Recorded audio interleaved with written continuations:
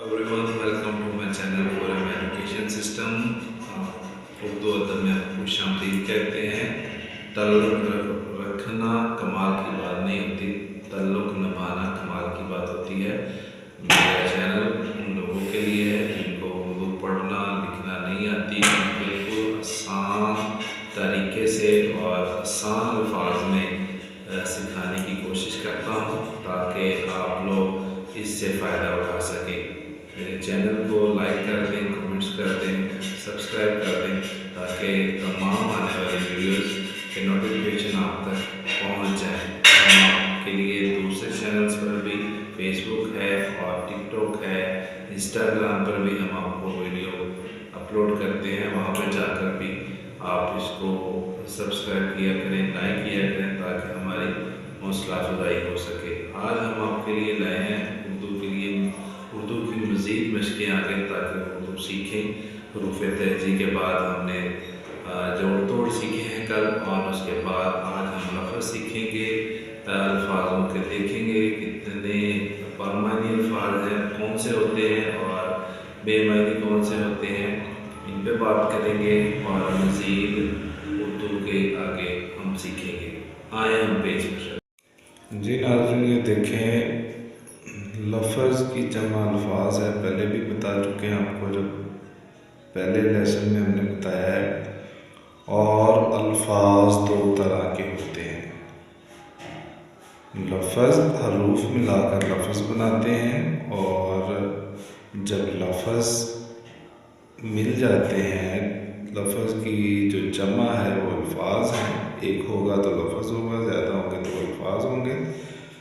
और अल्फाज दो तरह के होते हैं, ये ज़हन नशीन कर लें। एक बामानी होता है और एक बेमानी होता है।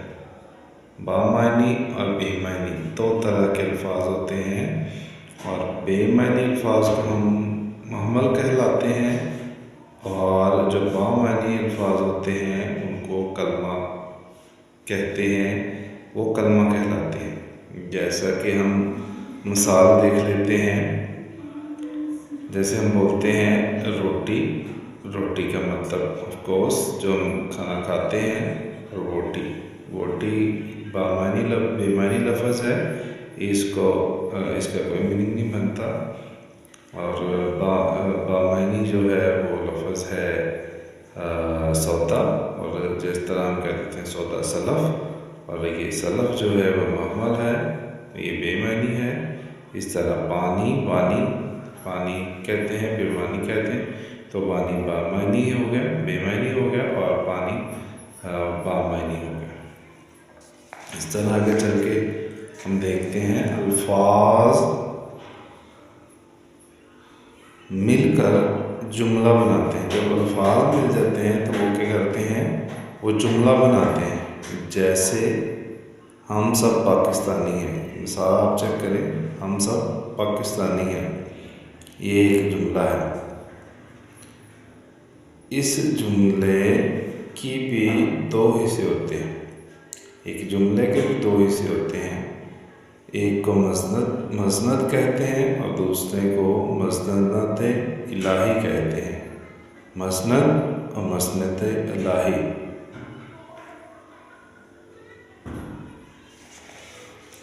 इंग्लिश में सब्जेक्ट होता है मसनद इलाही, और प्रेडिकेट मसनद को बोलते हैं।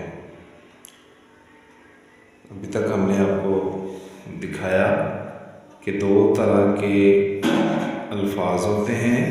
लफ्ज़ की जमा अल्फाज है, और लफ्ज़ दो तरह के होते हैं अल्फाज, और एक मुहम्मल कहलाता है और एक कलमा। बामानी जो अल्फाज होते हैं वो कलमा कहलाते हैं, और अल्फाज मिलकर जुमला बनाते हैं। जैसे कि मैंने आपको बताया, हम सब पाकिस्तानी हैं, ये एक जुमला है, और जुमले के भी दो हिस्से होते हैं। इंग्लिश में प्रेडिकेट कहते हैं, और दूसरे को कहते हैं सब्जेक्ट।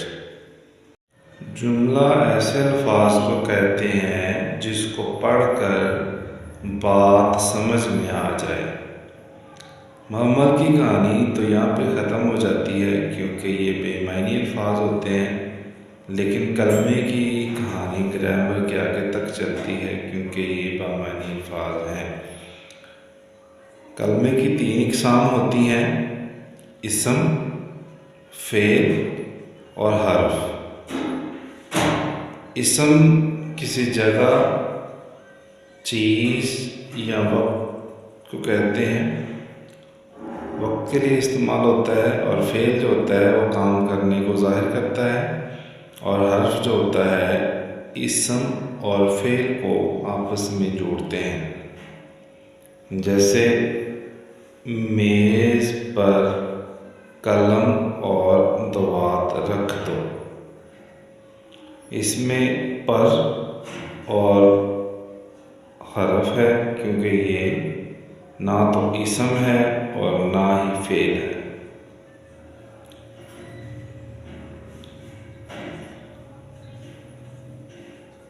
उम्मीद है आज की वीडियो आपको अच्छी लगी होगी। प्लीज़ दुआओं में याद रखा करें और हमारी काविश को अपने कमेंट से सब्सक्राइब करके हौसला अफजाई करते रहा करें ताकि हम मज़ीद अच्छी वीडियोज़ और बनाने वाले बन सकें। पाकिस्तान जिंदाबाद।